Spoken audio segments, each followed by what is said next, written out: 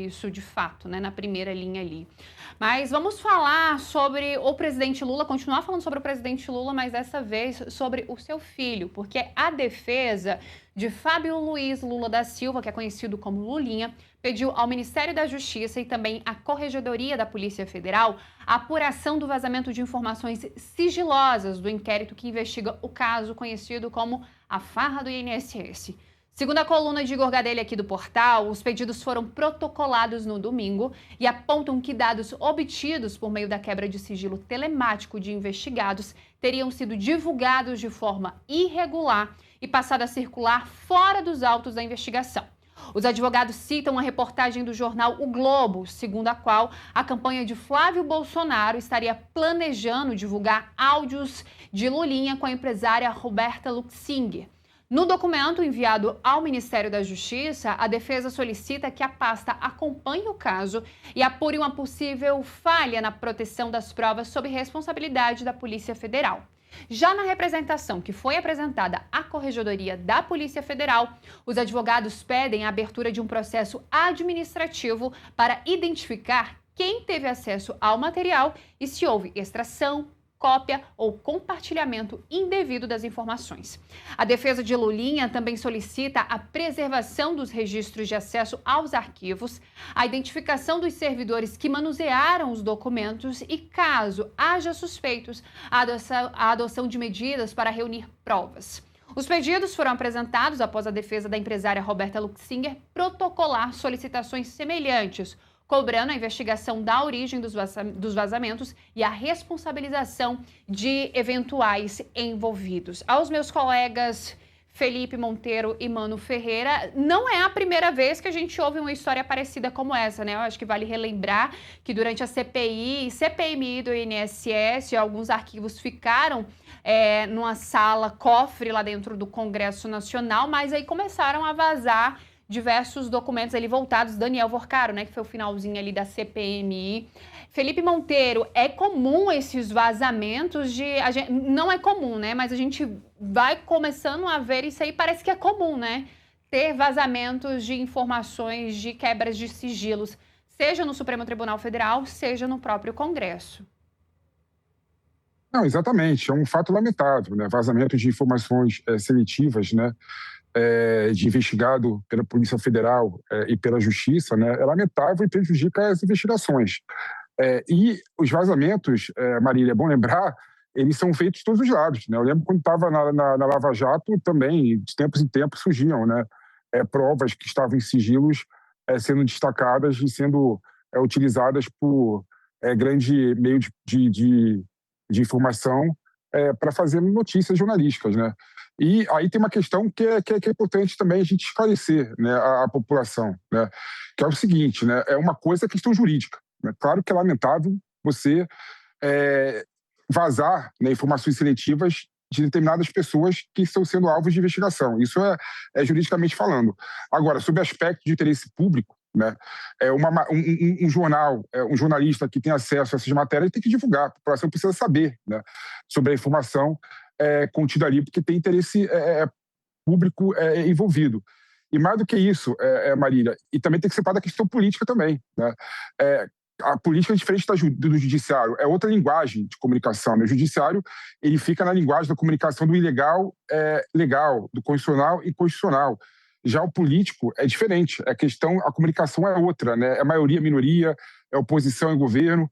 Então, sem sombra de dúvida, essas informações devem ser utilizadas, né, por parte da campanha do Flávio Bolsonaro para tentar envolver o Lulinha no escândalo do INSS e no escândalo envolvendo a relação dele com o governo federal, né? O possível tráfico de influência que foi o inquérito novo aberto pelo ministro André Mendonça, né? Então, são questões diferentes. Apesar de eu achar lamentável uma informação sigilosa ser divulgada sob aspecto jurídico, né, sob aspecto político e sob aspecto de interesse público, né, essas informações merecem ser levadas a conhecimento da sociedade também. Né?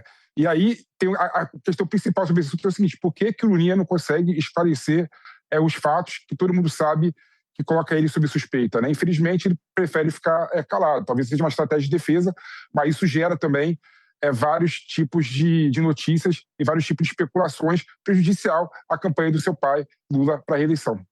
E é comum, né, esse tipo de assunto virar, principalmente nesse período eleitoral, virar assunto, né, virar munição para os adversários, assim como a gente viu o próprio Flávio Bolsonaro nas crises em que ele vem administrando, em que está sendo bastante explorado, né, seja ali pelo presidente Lula, que vem aí tentar a reeleição, mas também pelos outros candidatos, né, mano?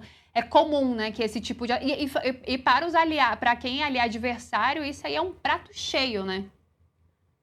Com certeza, Marília. Agora, do ponto de vista dos líderes na pesquisa, Lula e Flávio Bolsonaro, se o tema da corrupção for o foco no noticiário, vamos ficar naquela história, o sujo falando do mal lavado, como dizia a minha mãe. Porque os dois têm teto de vidro nessa história. O Lula, um teto de vidro imenso que remete aos seguidos escândalos sob suas administrações, o Mensalão, o Petrolão, toda a história da Lava Jato, agora o INSS. Parece que todo governo do PT surge um novo escândalo de dimensões continentais para superar o escândalo anterior, e essa é uma percepção espalhada pela população. E do outro lado, Flávio Bolsonaro até hoje não conseguiu explicar suas relações nada republicanas com Daniel Vorcaro, o banqueiro mafioso que contratava matador de aluguel e miliciano carioca.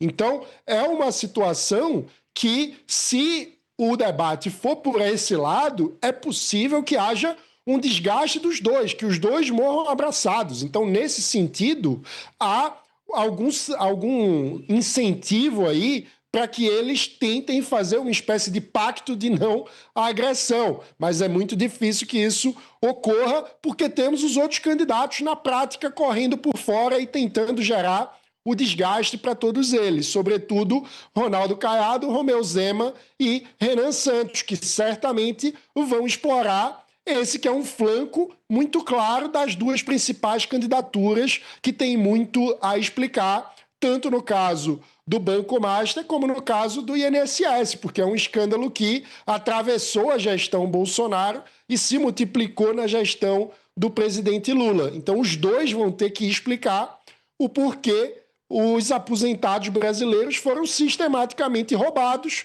enquanto o INSS não tomou atitudes à altura do escândalo que se tratava esse roubo do consignado dos aposentados. Então, é uma história que certamente vai ser muito explorada no processo eleitoral, mas pode prejudicar as duas campanhas que lideram as pesquisas. E falando nisso, Mano e Felipe, nós temos uma enquete no nosso canal do YouTube, né, que as minhas colegas aqui, a Marília Sena, a Anabelle Amorim e também a Maria Eduarda Bacelar trouxeram pra gente, que eleições 2026, você acha que as investigações sobre Lulinha e Vorcaro podem afetar Lula e Flávio? É só você entrar lá no nosso canal do YouTube, acompanhar a programação ao vivo e aí você vai poder votar sim ou não. No final do programa, nós vamos trazer aqui se de fato esses dois candidatos que estão à frente nas pesquisas têm esses dois vetores aí que podem prejudicar ou não. Por enquanto, temos ali 67% dizem que sim, pode prejudicar,